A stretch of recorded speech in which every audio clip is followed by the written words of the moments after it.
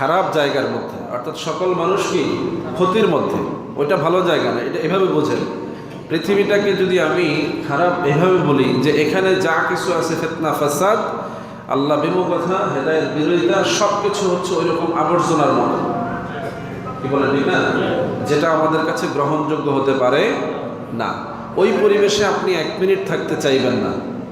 আপনাকে যদি একটা আবর্জনা ট্যাঙ্কির মধ্যে বলা হয় যে 10 মিনিট থাকবেন 10,000 টাকা, হয়তো 10,000 টাকার লোভে থাকবেন, কিন্তু স্বাভাবিকভাবে যদি বলে 1 টাকাও দিব না 10 মিনিট থাকবেন না। তো এই পঙ্কিলতার মধ্যে থাকতে চান না, অথচ পৃথিবীতে আপনি চিরজীবন বেঁচে থাকতে চান এবং পৃথিবীটাকে আঁকড়ে ধরে থাকতে চান। অথচ আল্লাহ বলছেন এই পৃথিবীটা হচ্ছে খুবই ক্ষণস্থায়ী জায়গা। রাসূলুল্লাহ বলছেন এটা এমন একটা জায়গা যে মেহনত করে পরিশ্রান্ত মুসাফির যেমন গাছের ছায়ায় কিছু সময় অপেক্ষা করে, ছায়া মিলিয়ে গেলে সে যেমন আবার সফর শুরু করে, পৃথিবীর জীবনটা হচ্ছে এরকম সামান্য বিশ্রাম মাত্র। সুবহানাল্লাহ বলবেন না? সুবহানাল্লাহ। এই জন্য যে এই সামান্য বিশ্রামের সময়ের এত দাম, যার বিনিময়ে জান্নাত, যার বিনিময়ে শাফায়াত, যার বিনিময়ে হাউজে কাউসার, যার বিনিময়ে আল্লাহর নবীর দিদার, যার বিনিময়ে আল্লাহর দিদার। সুবহানাল্লাহ বলবেন না? এই সামান্য সময়ের এত বড় বিনিময়, সেই সময়ের দাম আছে না নাই? এই জন্য আল্লাহ বলছেন যে এই সময়টা ক্ষতিগ্রস্ত, এই সময়টা ক্ষতিগ্রস্ত মানুষের মধ্যে, নিপতিত মানুষদের জন্য এহসান নয়, বরং তাদের জন্য এই সময়টা দামি। ইল্লাল ইনসানা লাফি খুসর, সকল মানুষ ক্ষতিগ্রস্ত, কিন্তু তারা না, যারা কি করে, ইল্লাল্লাযীনা আমানু, যারা ঈমান গ্রহণ করেছে। সুবহানাল্লাহ। প্রথমত যারা ঈমান গ্রহণ করেছে, ওয়া আমিলুস সালিহাত, এবং ঈমানের আলোকে নেকামল করেছে, কোরআন হাদিস অন্যান্য বিষয়ের যে নির্দেশনা এগুলোকে লালন পালন করেছে, ওয়া তাওয়াসাউ বিল হক, সত্যটাকে সত্য বলে ধারণ করেছে, সত্যকে কখনো মিথ্যা প্রতিপন্ন করে না, ওয়া তাওয়াসাউ বিস সবর, এবং সত্যকে সত্য বলে গ্রহণ করার পরে যত মুসিবত এসেছে, বিপদ এসেছে, ভয় পেয়ে সেই সত্যকে লঙ্ঘন করে না, বরং ধৈর্য ধরে সবর করে ওই সত্যের উপরে অটল অবিচল ছিল। ধৈর্য ধরা মানে স্বাভাবিক ধৈর্য আমরা যেটাকে বলি এটা না। ইসলাম, ঈমান, আমল বাঁচাতে গিয়ে যদি আপনাকে কোনো বিপদ মুসিবতে পড়তে হয়, কোনো ধরনের সহ্য করতে হয়, অভাব অনটনের মধ্যে পড়তে হয়, তাহলে ধৈর্য ধারণ করে ওই নেকামল ঈমান ধরে রাখার নাম হচ্ছে ধৈর্য। কি বলে ঠিক না? এমনি এক অবস্থার মধ্যে আমরা আল্লাহ রাব্বুল আলামিনের শুকরিয়া আদায় করছি যে রাব্বুল আলামিন আমাদেরকে অসংখ্য গণিত নফল ইবাদতের সুযোগ করে দিয়েছেন। আমরা নিয়মিত 5 ওয়াক্ত নামাজ, নামাজের আগে পরে সুন্নাত, সুন্নতে মুআক্কাদা, সুন্নতে জায়েদা, এবং সকাল সন্ধ্যা জিকির আজকার, রাতের বেলা তাহাজ্জুদ, কোরআন তেলাওয়াত, রমজান মাসে রোজা রাখা, হজ করা, উমরা করা ইত্যাদি অনেক নেকামলের মধ্যে সম্পৃক্ত থাকার সুযোগ আল্লাহ দান করেছেন। এ সুযোগ অনেক জনপদে নাই, অনেক মানুষের নাই। কি বলেন ঠিক না? সেই দৃষ্টিকোণ থেকে আমরা নিঃসন্দেহে সৌভাগ্যবান, আল্লাহর দয়াপ্রাপ্ত মকবুল বান্দা। কি বলেন ঠিক না? এই সুযোগ আল্লাহ তো তাকেই দিবেন যার ভালো আল্লাহ চাইতেছেন। রাসূলুল্লাহর কথা, মান ইউরিদিল্লাহু বিহি খায়রান ইউফাক্কিহু ফিদ্দীন, আল্লাহ যার কল্যাণ চান তাকেই দিন বোঝার তৌফিক দান করেন। তাহলে আমরা যে দিন বুঝে এখানে আসলাম, দিন বুঝে পালন করছি, দিনের বিভিন্ন অনুষঙ্গগুলো আমরা জানি, দিনী বিধানগুলো আমরা পালন করছি, নিঃসন্দেহে আল্লাহ আমাদের ভালো চান। শুকরিয়া আদায় করবেন না? হর হামেশা এই শুকরিয়া আমাদেরকে আদায় করতে হবে। আমরা দেখি যে আমাদের যে সকল ভাইয়েরা এই দায়িত্ব পালন করে, আল্লাহ তাদেরকে অল্প সময় কামিয়াব করে দিচ্ছেন, বলি আলহামদুলিল্লাহ।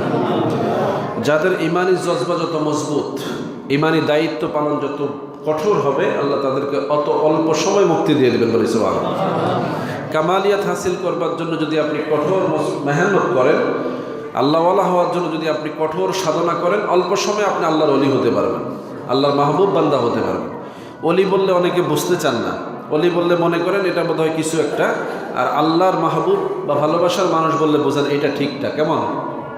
যারাই আল্লাহর মাহবুব, আল্লাহর পছন্দের মানুষ, তারাই আল্লাহর অলি। কি এগুলো কমন কনসেপ্ট, এগুলোর মধ্যে বিষ ঢুকানো হচ্ছে। এগুলোর মধ্যে কি ঢুকানো হচ্ছে? অলি বললে মনে করে এরা বোধ হয় সুন্নি, আর যদি বলে আল্লাহওয়ালা তখন বোঝা যায় এরা বুঝে অন্য কোনো দল।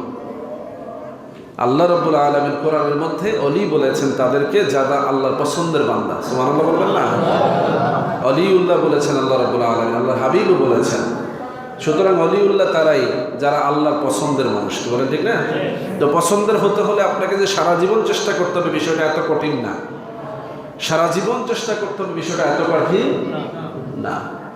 একটা নির্দিষ্ট সময় যদি আপনি রিয়াজত করেন, চেষ্টা করেন, একেবারে যদি নিজেকে আল্লাহর প্রতি সমর্পণ করতে পারেন, হতে পারে সেটা 1 মুহূর্ত, হতে পারে সেটা 1 বছর, হতে পারে সেটা 1 যুগ। এর বেশি লাগার কথা না, এর বেশি লাগার কথা না। কারণ সময়ের দাম আল্লাহ দিয়েছেন।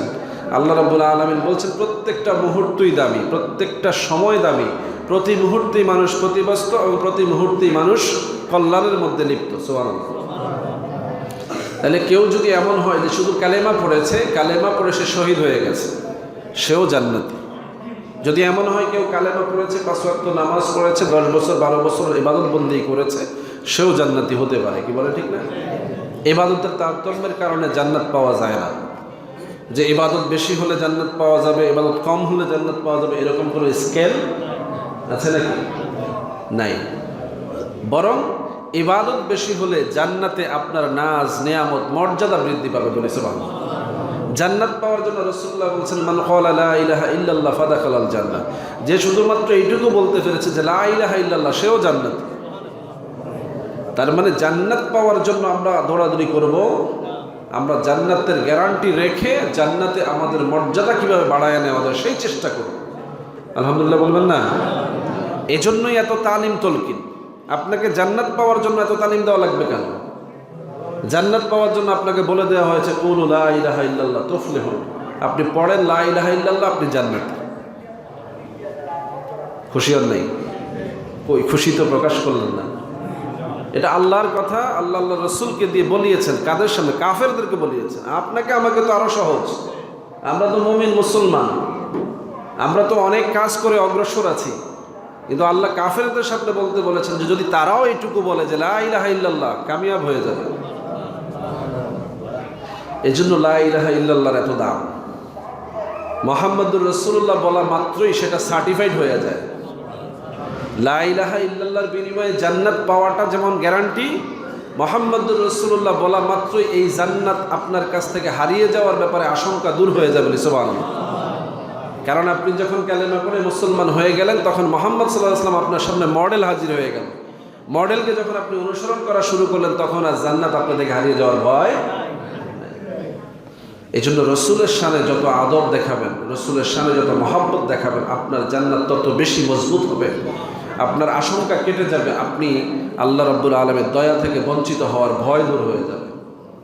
জমিনের মধ্যে আমরা কিছু নমুনা দেখি।